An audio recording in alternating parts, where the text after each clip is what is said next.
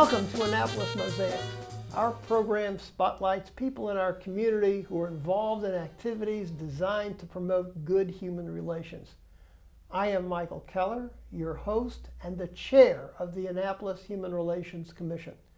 The commission is a city board that seeks to promote equal opportunity and to eliminate discrimination. My guest today is filmmaker Mark Hildebrand. Welcome to Annapolis Mosaics, Mark. Thank you for having me. Yeah. Mark has produced a documentary, Anthem, the story behind the Star-Spangled Banner. It is aired on PBS stations across the country. It was filmed at several locations in Annapolis and Britain. I guess my first question, Mark, would be what prompted you to do a documentary about the Star-Spangled Banner? Well, a lot of it was timing. We were approaching the bicentennial of the War of 1812 and the 200th anniversary of the creation of the Star-Spangled Banner song. My brother is a music historian who specializes in colonial music and music of early America, and I went to a lecture of his where he told the story, and I found it fascinating. And realized that there was a lot that I had been told growing up about what happened in those days that really isn't right. And I keep hearing those stories being mistold again and again, not in the sense of George Washington chopping down the cherry tree and saying, "I cannot tell a lie," but people putting out what they think are facts about what happened, and we know now that information is incorrect. So it's a fascinating example of how stories get mistold, but it's also very much a Maryland story. Francis Scott Key, the author, was a Marylander. It happened. The Battle of Baltimore happened in Maryland. There are a lot of Maryland ties to it, and I think if anybody should tell the story, it should be a Marylander. Well, humorist Artemis Ward once said that ignorance is not that we don't know things, it's that the people know things which just ain't so. So what are some of those things that people know which just ain't so about the Star-Spangled Banner? Well, the main thing is most people say that Francis Scott Key wrote a poem that was later put to music. And I've come across multiple accounts of people who have passed on stories from their distant relatives who say that it was my great-great-great-grandfather that said, "Hey, this is a pretty good melody, it'd go really good with your poem." We know that Francis Scott Key wrote lyrics to this same melody almost 10 years before the Battle of Baltimore, and that melody was being used as a patriotic melody, much like Yankee Doodle. So there have been a lot of Yankee Doodles written over the years. Well, people were writing patriotic songs to this particular tune. The other thing that stands out prominently is on the broadside, the large printed sheet that Francis Scott Key had printed the day after he returned to shore after the Battle of Baltimore says, "Tune, Anacreon." So he knew exactly what melody that his song should be sung to. So the biggest aspect is that he didn't write a poem, he wrote a song.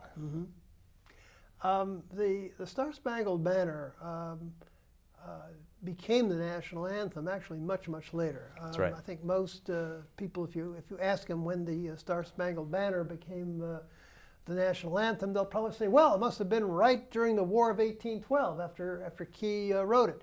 But actually, I believe that it didn't become the national anthem until the 1930s. That's right, 1931. That's right. So, and of course, that was during the time it was almost at the depth of the Great Depression. At that time, the country was deeply in an economic morass.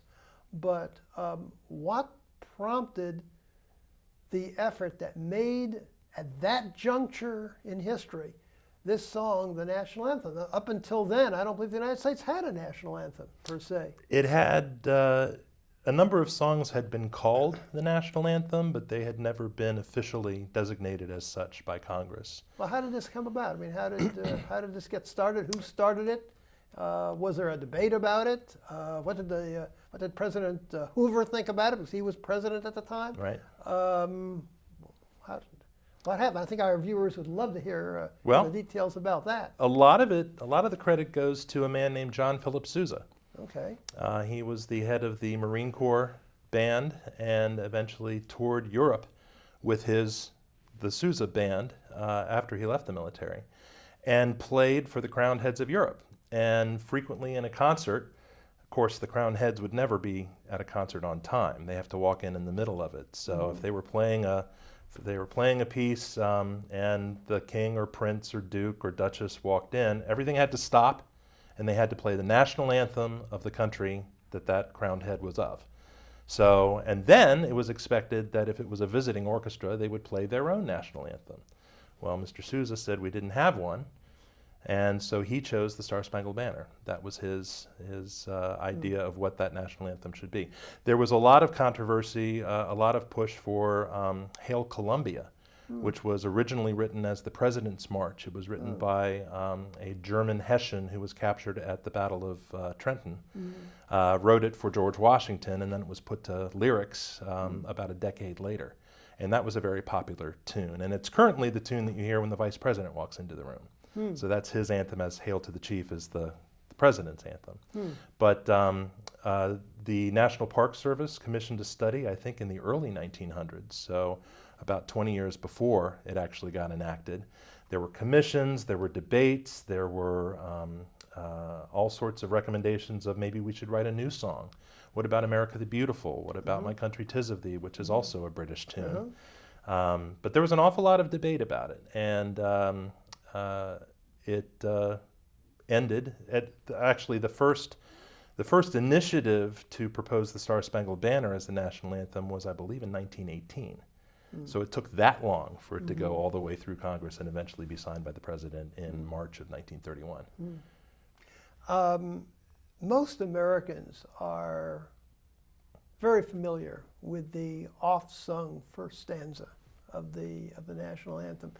And I guess I would posit that there's probably a lot of Americans who would be surprised to know that there's more to the song than just the first stanza. The other stanzas are not sung in public very often, and at least one of the stanzas has got some fairly controversial lyrics in it.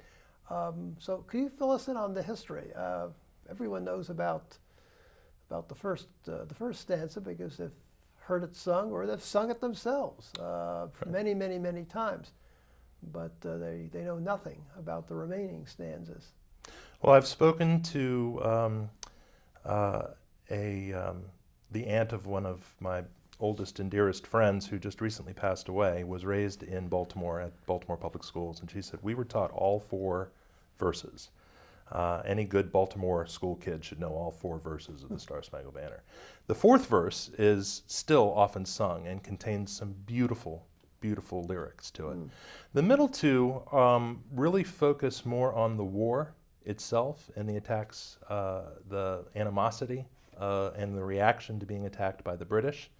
What happened very soon after the War of 1812 was the British became one of our closest allies and have remained so since. And it was primarily thought that there's really no reason to insult our friends and bring up this misunderstanding that we had back in 1812. So the 2 middle lyrics are dropped. But they also, the 2 middle verses, I mean, are frequently not sung. But there is some language in those verses that has caused a lot of controversy recently. Could you give us, elaborate on that? It's the reference to slavery. And many people find it ironic that it either refers to the Americans will not be the slaves of the British, or it refers to the American slaves who escaped to the British, who welcomed them with open arms, and in some cases trained them and put them in uniforms and had them as the I'm going to get this wrong, but I believe it's the Continental Marines, and they were a group that actually led raiding parties on the shores of the Chesapeake back to the plantations of their former masters, so that the British could then burn and ransack those properties. But in either case, it's ironic to talk about the land of the free and the home of the brave when the slavery issue was prominent. Francis Scott Key was a slave owner. Francis Scott Key also defended slaves and defended slave owners, and was part of the American Colonization Society that wanted to resettle freedmen back in Africa. So it's a very complex subject, and it's certainly worthy of debate. I hesitate to form my own conclusion on exactly what Francis Scott Key meant when he wrote it, because there is no firsthand account. Francis Scott Key didn't go off and write his autobiography afterward. He was a gentleman, and so he did not talk about what he did. He accepted the honors when they were given to him, but he never really commented on them. So the only person who really did was John Skinner, who was there on the ship with Francis Scott Key, who was the agent for prisoner exchange for the United States. And he actually, a few years after Francis Scott Key died in the 1840s, he wrote an article for the Washington Intelligencer newspaper and the Baltimore newspaper that basically said all these stories that are being told are all wrong, and here's what actually happened. But of course that was decades after it did, and memory fails, so it may not be 100% accurate either. The history is sort of eerily similar to what you see in Maryland's controversial state song, Maryland, My Maryland, in which you've got stanzas which basically refer to Abraham Lincoln indirectly as a tyrant, in which you make references in negative ways to the U.S. troops. The song, of course, being written by a Confederate sympathizer. I can recall a case in which, again, the song is not often sung in public. Any of the stanzas are not sung in public at all anymore. But I can recall a friend who served as a delegate to the Democratic National Convention back in 1988, and William Donald Schaefer was then governor, and he insisted that the Maryland delegation sing "Maryland, My Maryland." He actually led the song, all of the stanzas, and my friend said he was deeply embarrassed by it, but he didn't certainly want to antagonize Governor Schaefer at the time. The whole discussion about slavery and the like, and that aspects to the song, I'm sure it played a role in some of the more recent things that have happened. But the decision of some National Football League players to take a knee rather than stand for the anthem as a protest against racism has really roiled the political waters recently. That raises the question of how long has this tradition of singing the national anthem at sporting events lasted, and should it be continued at all? Very good question. There are accounts of the Star Spangled Banner being played at American baseball games going back into the 1800s.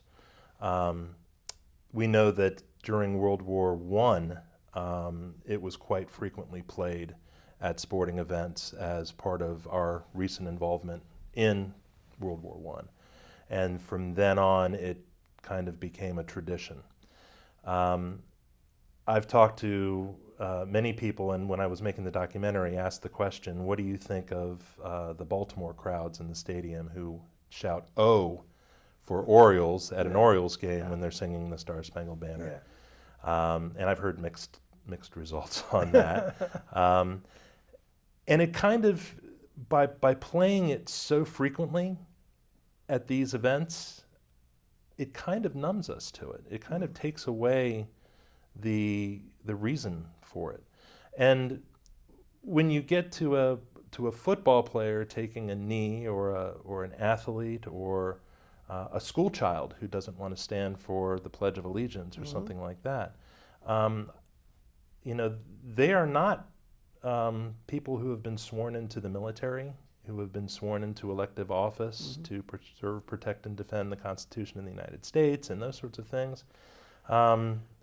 I would argue that part of the freedom of our country is the ability to protest peacefully.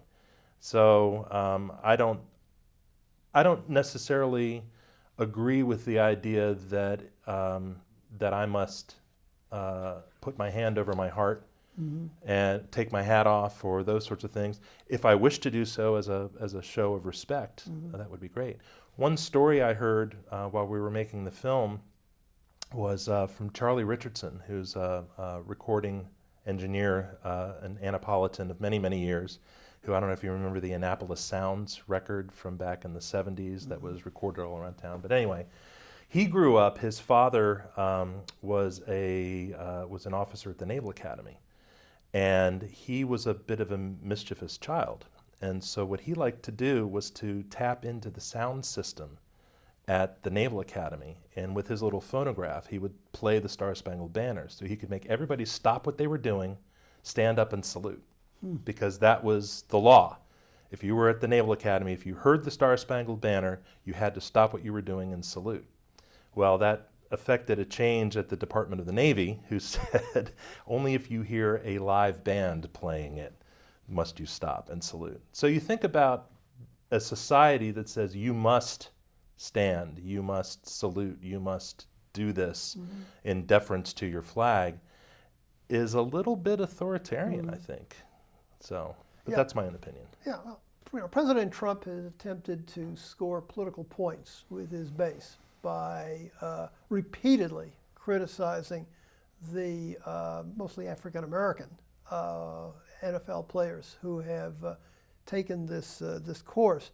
Has there been other times in U.S. history when the Star-Spangled Banner has become, pardon the expression, a political football? Have there been other instances in which people have chosen not to stand for it and have triggered a political reaction?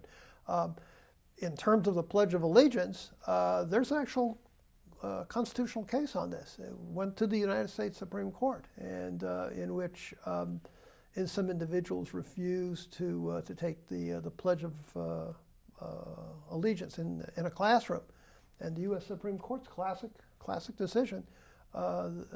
They ruled that if you don't wish to stand for the Pledge of Allegiance, you've got a right to do so. That doesn't change the fact that you could catch a lot of political flack for it or as such. I know a woman who was in high school at the time during the Iraq War. She refused to stand for the Pledge of Allegiance, and she got verbally accosted by several teachers, not just students but teachers. So there's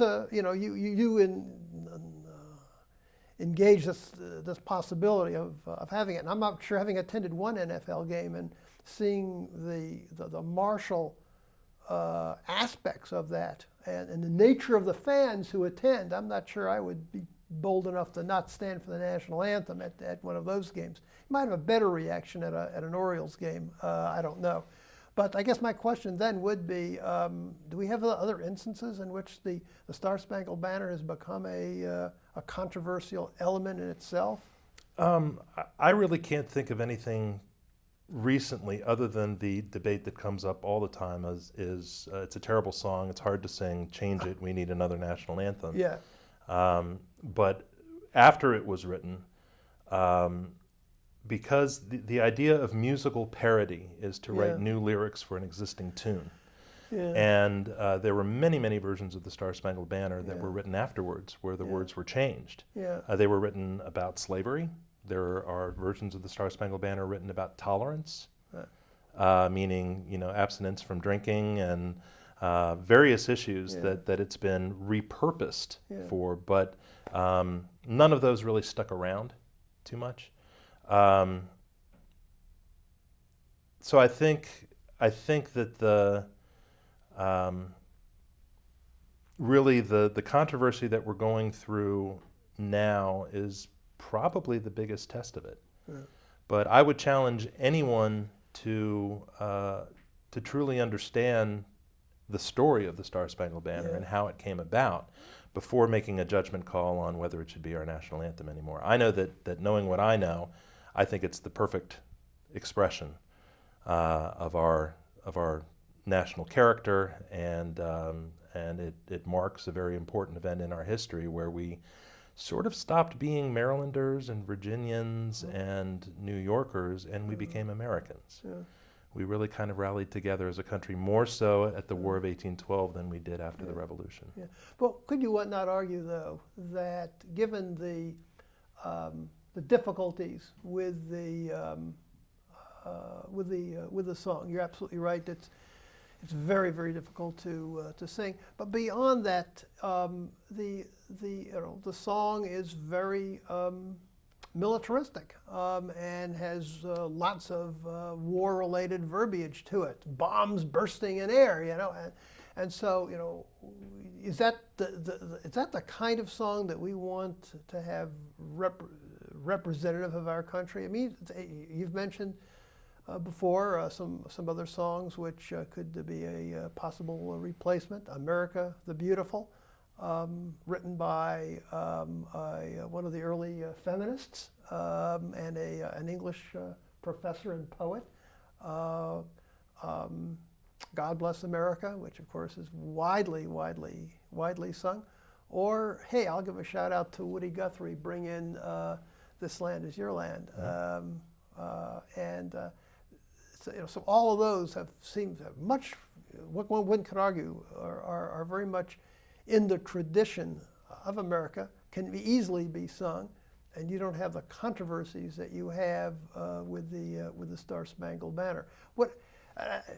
How do you respond to those kinds of arguments? And I would mention that I think these are all in just debating points. There's no song that currently has any traction to replace the national anthem. I don't think I have heard any, for example, a member of Congress getting up and saying, I'm going to introduce a bill to replace the Star-Spangled Banner.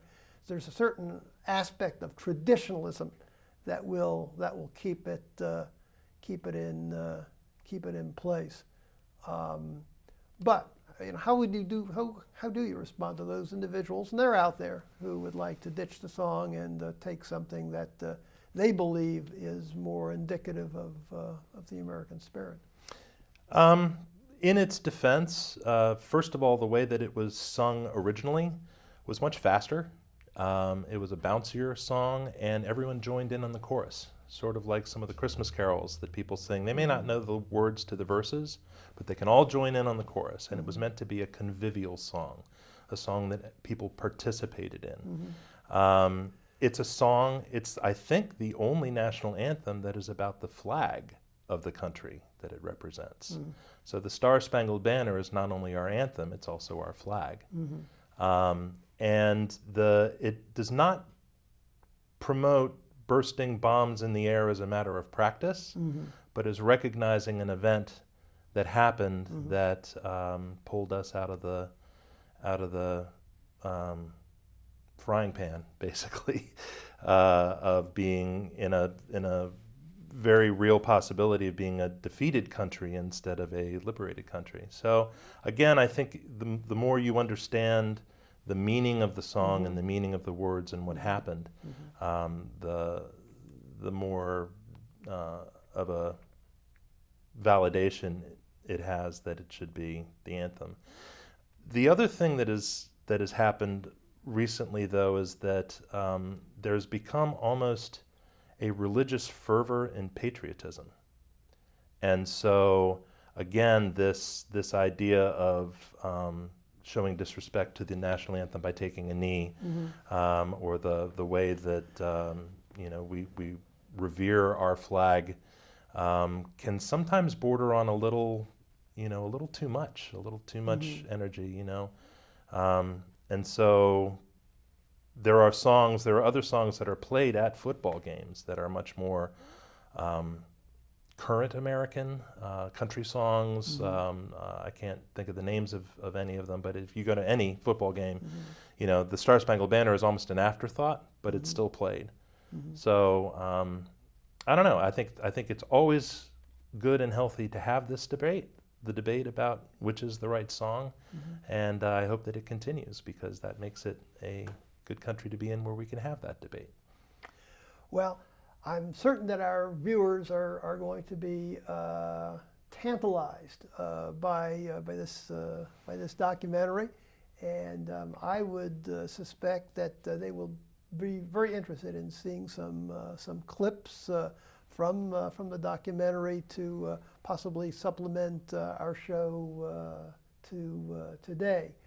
I'd like to thank you for joining us, and hope that you will see us again on Annapolis Mosaics. If you would like more information about the Annapolis Human Relations Commission, please jot down the information on your screen. You can reach us at 410-263-7998, by email at hrcommission@annapolis.gov, or you can check out our page at the City of Annapolis website. Go to www.annapolis.gov, click on City Government, then Boards and Commissions, and you can scroll down to the Human Relations Commission page.